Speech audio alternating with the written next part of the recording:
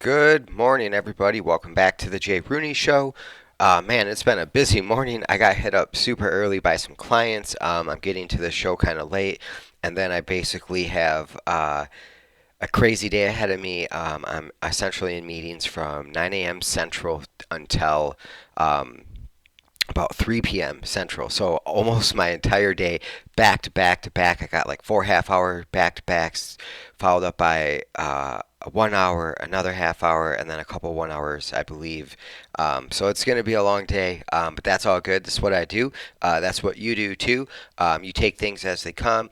We triage and we determine what's most important to us, what's most important to business, and then as we triage, we figure out what we're going to do and we take those things on as things come up throughout the day. We continue to triage and we continue to reevaluate our priorities and make sure we're staying on top of the most critical, the most important things that are going to help us achieve not only our personal goals but our business goals for our employers as well.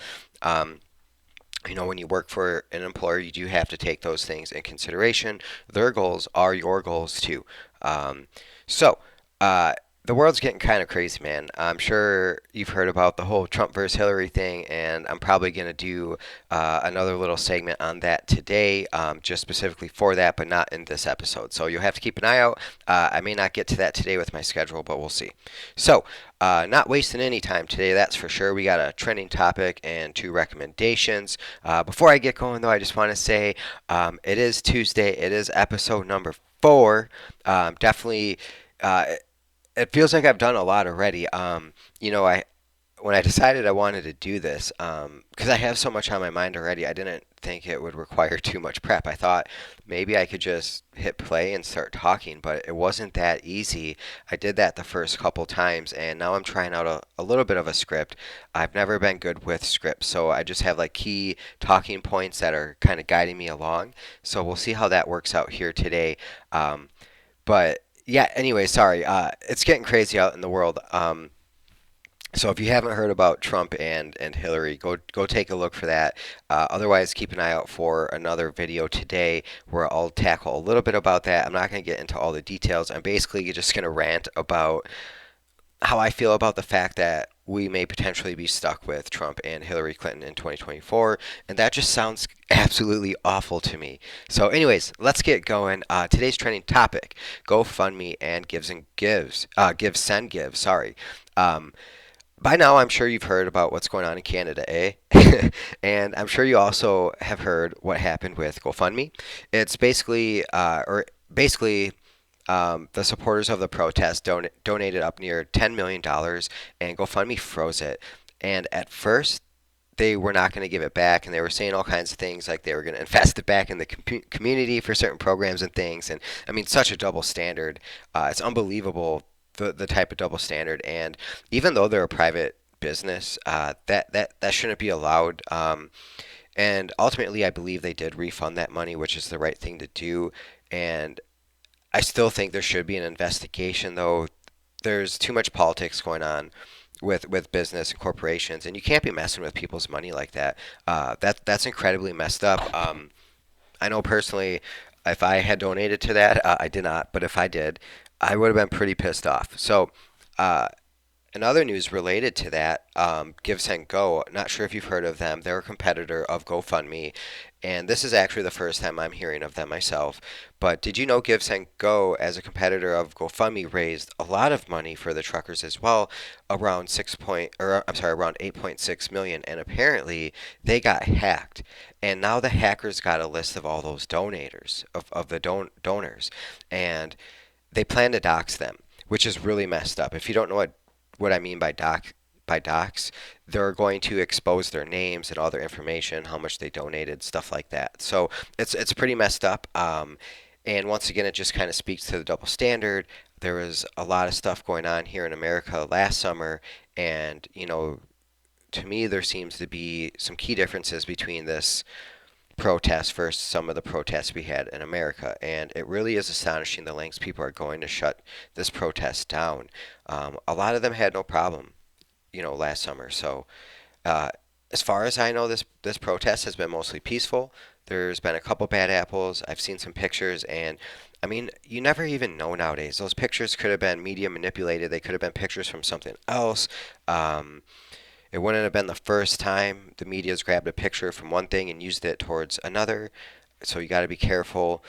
And then you also have to remember there's always going to be some bad apples at every protest. There's always going to be someone trying to ignite things. Um, and they're also going to be trying to speak their mind and their beliefs, and there are some abstract beliefs out there for sure. There are some, um, in terms of thoughts and beliefs and morals, there are some minorities that believe certain things that I personally don't believe in, that I don't want to even get into here. But it seems to me that the media will find those folks, and they're gonna focus on them, and they give all the attention to them. And then everybody gets so hung up on those bad apples, and all they're talking about is how the protesters are these kind of people, and they're those kind of people, and they're bad people, and you know they they're a drain on society, and they deserve this and they deserve that, and it's just it's too much, man. It's got to stop. They're people too, and they provide a critical service to our infrastructure, not just in Canada, but just thinking about America and the truckers here. They're very important. We should treat them with respect. They probably deserve more respect than we've been giving them. Drivers in general, all drivers. In fact, sometimes when the Amazon dude shows up, and I've been really trying not to order too much from Amazon. I'm trying to consume less. Actually listening to a book about that I had to actually put down because it's kind of depressing, but I'll get back to it soon. However, I am trying to consume less in this one-click era we have, and my dog will get pretty fired up when the Amazon guy comes. And for some reason, what is up with dogs chasing mailmen? My dog sees the mailman, that just the truck. It doesn't matter who's driving the truck. He just wants to mow that thing down, dude. If you could see, if you're watching today, there's Enzo in the background, like always. He's just waiting for me to finish the segment. I take him outside real quick, usually in between things. So he's just waiting to get outside right now. If you are watching, like I said yesterday, I'm sorry that you have to look at my face and I'm not better looking, but I suppose that's your problem. This show is actually meant for you to listen and not necessarily watch. Please download the Rumble app. Once you have that, you can just silent your phone and hit play, and you can just listen to me while you're driving or cooking or doing whatever in the background. So you don't have to just sit here and stare at my ugly face all day. Um, so back to that protest. There was a story that came out this weekend about a woman named Juliette Kayan, and she's a former bureaucrat, was part of the Obama administration. And this weekend, she suggested to slash some of these tires of the trucks at the truckers' protest. Well, first of all, I don't think this person understands how dangerous that might be. I suppose she didn't slash too many tires growing up herself. I can tell you from personal experience, this doesn't always end well. So I suppose we've come to expect this from our bureaucrats, erratically behaving as if they know best about everything, when in reality, most of them don't know anything about anything. They might have a specific scope of expertise in some area, but outside of that, they're really useless. And they're really useless besides being able to effectively lie and deceive and take advantage of the stock market and capital gains in their position. There's a lot of things that our politicians can do with nonprofit organizations. So I mean, there's a lot of things that they're good at, which can be summed up with ultimately manipulating, lying, and deceiving. Those are their skills. So let's jump out of that. I got a couple recommendations for us today. Both recommendations are going to be related to Bret Weinstien and Heather Hine. If you've never heard of them, I strongly suggest looking into them. They're both married. They're a married couple. I believe they met in college. They're both evolutionary biologists, and they bring a ton of wisdom to the world, and they bring different perspectives.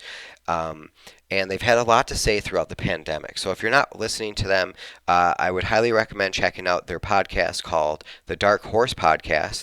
And the one I'm specifically referring to today is called Don't Say Anything at All. And the reason why they're saying don't say anything at all, and why maybe I should think twice about doing this show, I definitely have concerns that this could get me in trouble at some point, which was part of my hesitation for waiting so long to try this. Um, I think, I got to the point where I'm 35 years old and, I had some health issues in my late teens, early 20s, nothing life threatening or anything like that, but I'm also, I've spent most of my life kind of poor. And we're going to get into that a little bit, in relation to healthcare and how poor people get different quality of healthcare versus wealthy folks, and how most of us don't even realize that because we've always had a poor address. And yeah, they go off of our addresses when determining the type of care they're going to give us. There's been many books written about this.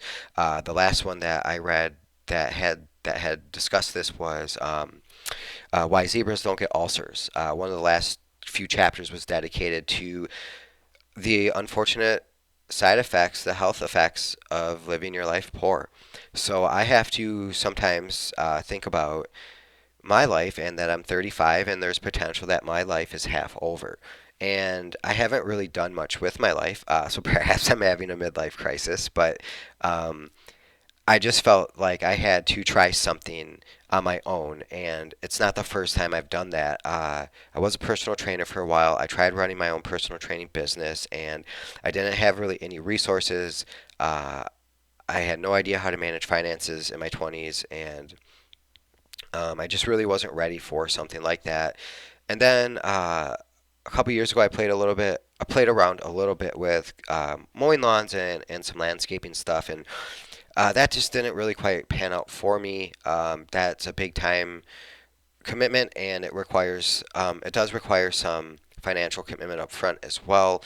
Uh, some people will tell you it's as simple as just buying a push lawnmower and some tools and knocking on people's doors and going around. But I didn't find it to be that simple. And also, in 2021, that was the most new job created. Like there was more LLCs created for like lawn care, lawn cutting type services. And honestly, like I helped out and did some construction this summer, and I couldn't help but notice on the weekends or when I'm walking my dog through the wealthy neighborhoods we live next to, there are times where there's literally 4 or 5 different lawn service companies all working side by side in these people's yards cutting lawns. So there are so many of them. I just felt like that wasn't. I don't have the capital resources. I don't have the time. I don't have a vehicle, unfortunately, to do those type of things. So I didn't. So I thought I would try this. So once again, if you do like my show or you're willing to support me, I do think this is a couple, 2, 3 year endeavor before I'll know if this is ever going to actually be anything. But if you could please help me get going, please subscribe, please download that Rumble app. I'm also on YouTube. I have a website called the J. Rooney Project. You can find me on Twitter. JRooney213 is my Twitter handle. There's links to my website there. I'll also start linking it in the description field of these shows. So please keep an eye open there. I'm going to have a ton of workout stuff. I started uploading some workout stuff there last night. The website is definitely still in construction. I put it out there last night just for folks to eye it up if you want. But it's going to be heavily focused. There's going to be a fitness tab, all focused towards fitness. So if you're looking for some motivation, some fitness ideas, or just some more, fitness mixed in throughout your day, that'll be a good place to find it. So back to my recommendation. So that Dark Horse podcast is definitely one worth checking out. Don't say anything at all. They take on a lot in this podcast. They discuss an article from the ACLU about the 2012 National Defense Authorization Act. So if you're not familiar with that, on December 31st, 2011, President Obama signed the National Defense Authorization Act, the NDAA, allowing indefinite military detention without charge or trial into law for the first time in American history. The NDAA, Dangerous Detention provisions, would authorize the president and all future presidents to order the military to pick up and indefinitely imprison people captured anywhere in the world far from any battlefield. Meaning, if they suspect you're a terrorist or think you're up to no good, basically that you can be detained for any reason and nobody will ever know. And you will end up on the missing persons list, and people will just wonder what the hell happened to you. So if I ever go missing, that's probably what happened. But I don't plan on digging into things too deep. I do think it's good to know the law, and I think it's good to know the world you live in. And I think knowing that this exists out there, we should all be careful and be conscious of what we're saying. Um, at least as of today, we still have a First Amendment right, and I am still allowed to speak my mind and my opinion. So as long as I am allowed to do that, I'll continue to do that. But we definitely want to tread on water lightly and carefully right now. So that's a pretty heavy topic. Heather and Bret do a great job addressing that, so I recommend checking that out. They also link some articles on their podcast that you can learn more. So they also take on another uh, mind-boggling topic in my mind, that the whole and malinformation definitions, and I do find it a little confusing, to be honest, and I tried to do a little research before our episode today on this, and I found actually a plethora of definitions for all three words, and malinformation was one that I found difficult to find in general. So I'll let them discuss this on the podcast. They are a lot more intelligent than I am, and they can eloquently articulate the definitions and the differences much better than I can. So make sure you check out their podcast if you're interested in learning more about that. But, you know, basically, even when you're telling the truth, it sounds like it's still considered malinformation, whatever the hell that means. So if somebody doesn't like what you're saying, regardless if it's the truth, I guess we can still call it untruthful. Um, it is really unfortunate that telling the truth has become so complicated. Recommendation number two is a book written by Bret and Heather. Once again, Bret Weinstien, Heather Hine. This is a really cool book that I listened to, and I do plan on reading it. If you're watching the show, I'm holding it up right now. I will also get this uploaded to the Rooney Project at some point today or tomorrow. Like I said, I have a crazy day coming up today, and it's already 8:05 a.m. Central Time. I've been up since 4 a.m. and I'm still just getting going. I got rocked this morning with some clients who needed some help super early. So, anyways, back to the book. Sorry, I keep digressing today. This book covers a lot, just like that podcast I was talking about, and I really like this because, you know, if you're someone who likes life, you like philosophy, you like science, you like health and fitness, and you like learning about the benefits of sleep and just certain lifestyles. You like learning about how we're educated. You like learning about previous civilizations and history, which I do, and I'm fascinated by. You know, so as I get into the primal lifestyle, and you'll be able to take a look at this on the J. Rooney Project, but you know, one of the things I constantly talk about is how we need to walk a lot more than we do, and you know, you should sprint. If you're healthy enough to sprint at least once a week, once every like 10 days or so, you should do a sprint workout. It's really important. It actually really helps stimulate you and keep your energy levels up. It helps keep bad weight off. It's like taking your vehicle out on the highway. They say it's important to get those cylinders pumping every now and then, get that oil flowing between them. Same thing. Your body is a high performance vehicle, and you need to rev that thing up from time to time. Depending on your fitness level, that could also just mean, you know, pounding away on a recumbent bike. So assess your own level, but you know, it is important that we try to rev up our engines from time to time. And if you think about that from a hunter-gatherer's point of view, they used to walk for miles a day looking for game and picking and gathering and things like that. They would take naps throughout the day, so they used to sleep a lot. And that's one thing that we've lost over time, is we just don't sleep nearly as much. And if you even look throughout the last few decades, couple hundred years, we're sleeping less and less. It used to be normal for people to sleep 9, 10 hours a day. I try to sleep at least 8 hours a day. The last couple of days have been rough with coming off the Super Bowl, and then now trying to kind of squeeze this in my day. I've kind of found even doing a half-hour show requires almost like 3 hours of work.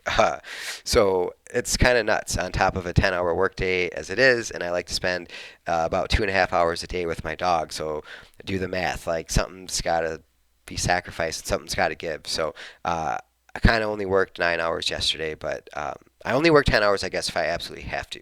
So I shouldn't say I work 10 hours every day. Anyways, you can always add or remove an hour to the end or beginning of your day when you need to get through, beginning of projects like I'm doing right now with this show. Once I get this ramped up and going and the website all hammered out, I won't have to put in as much time, I don't think. But anyways, this book covers all those topics I just mentioned. It is super cool. You know, talks about how hunter and gatherers used to walk all day hunting, gathering, and how they had to reserve energy, so they would take naps because they would, they would find their game and they would shoot it, and sometimes they would have to sprint and chase these things down. So they did sprint a lot. Chapters 5 and 6 are on food and sleep, really into nutrition. As you're finding, I think it's really important we eat nutritiously dense foods. We focus on high nutrition meats, the vegetables and fats, and then we mix some fruit in there as well. We really don't need much of anything else. Same with sleep. I just kind of touched on my opinions on sleep a little bit. Chapters 9 and 10 also really resonated with me in this book and my experiences in school. You can kind of read up on my experiences in school on the J. Rooney Project. I did an intro article. I will be posting articles on that website from time to time, so get to know me a little bit better and go check out the featured article right now. But anyways, the chapter 10 kind of gets into what it's like for folks like me to have ADHD and how we learn. And I'll go over my experiences with school because um, it's something that it's something I don't know if I want to say personal, but yeah, it is personal. I mean, it's something that resonates with me. It's something that's deep within me. I hated school, but I also think it's because I always wanted to like school too. So we'll get into that. But I really think how we approach school is pretty poor. So chapter 12 in this book is also pretty cool, Culture and Consciousness. It was actually awesome. They finished with this chapter with a section called Sex, Drugs, and Rock and Roll. You'll have to read it to find out, but it's a pretty cool book. When I make these recommendations, it's because I really want you guys to go check them out. I don't want to, give it all away. So go check it out. Today's workout, 5 minutes, high knees, 30 seconds on, 30 seconds off. That means I want you to just walk high knees, or if you can do high knees quickly, really fast for 30 seconds straight. So you're going to need a stopwatch for this, some sort of a timer.